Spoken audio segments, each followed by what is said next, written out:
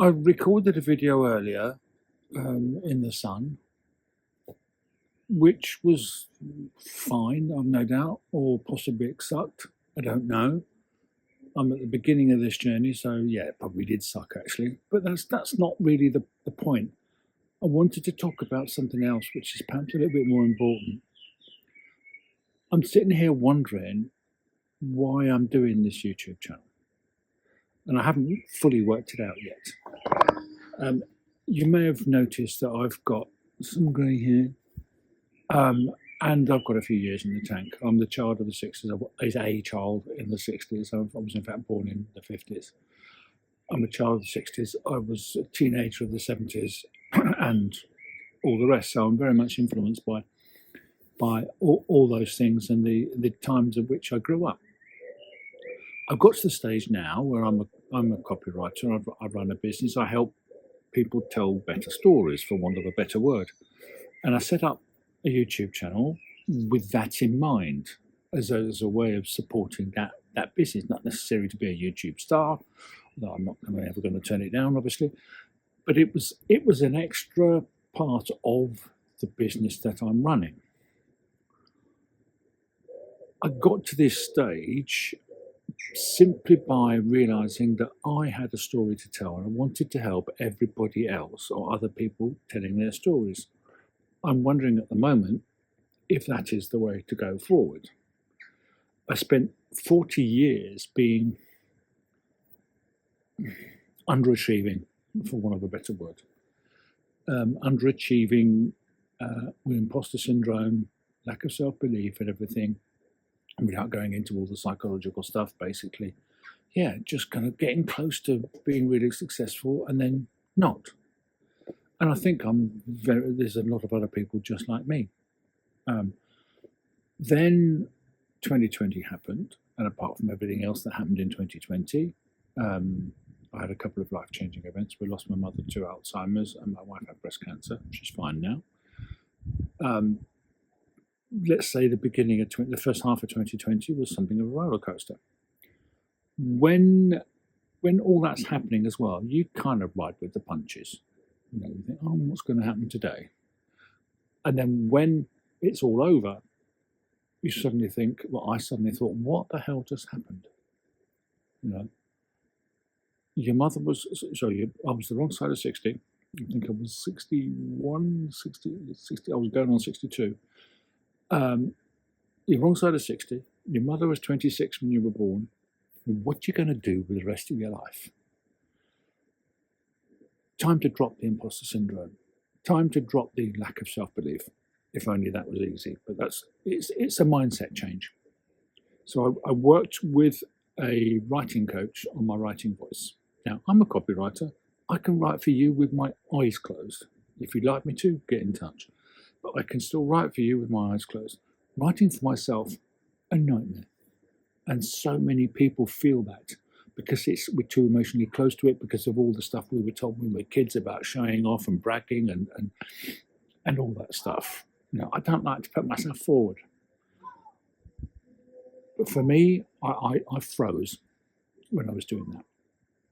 But Margot, she did something really important for me. She got me writing.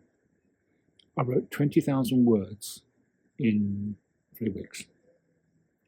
It just kind of went whoosh. Because she said to me, just because you write something down doesn't mean to say you have to publish it. But write it down you must. Because we have all these things rattling around in our heads that we can't necessarily express. And when you write it down, it's as though you've spoken, it's as though you've told someone, even if you haven't told anybody. You've told yourself. And there was a few things that will stay on my hard drive forever. And there's a few other things. Actually, I thought, wow, actually, that's not so bad. And they ended up in the first book that I wrote. But what's the most important part of that process is that I realized that I had something worth saying. And if I had something worth saying, well, so does everybody else that thinks they don't have anything worth saying. So I've made it my mission over the last 4 or 5 years. Crikey, it's 5 years this year, isn't it? 4 or 5 years to help other people get their stories out, sometimes kicking and screaming. But so that's one thing. There's another thing is I can't deny these grey hairs. There are a number of silver YouTubers, for want of a better word, around now, but they are generally lifestyle people. There's very few actually trying to run a business and trying to make some money, to be frank. Now you could say, well, I'm of retirement age. I am. I've got Facebook friends I was at school with that have retired. But what would I do? That kind of the whole idea of retirement fills me with complete horror. I'd love to travel more, but I mean, day to day, I mean, you can't travel all the time. Day to day, what would I do? If it's good enough for David Attenborough, if it's good enough for Mel Brooks, I mean, Dick Van Dyke is 100 this year. Not that I've ever been singing and dancing, but these people just carry on. And I just want to carry on as long as I bloody well can. I saw my mother being taken with Alzheimer's in the space of 3 years. And I don't ever want to be like that. So I need to keep my brain moving. I need to keep alert. I need to keep fit. So what I'm trying to do here is explain what it's like to run a business and to run a life, if it comes to it, at the age that I am. Not necessarily just for people who are like me in my age group, but lots of younger people as well. If you're 30 or 40, I still want you to read, to watch this stuff, because I hope I've got something to say. So if you'd like to come with me on this journey, I'd love you to come with me on this journey. I'll be posting as often as I can, particularly at the moment, mainly probably crappy videos, but bear with me, they'll get better.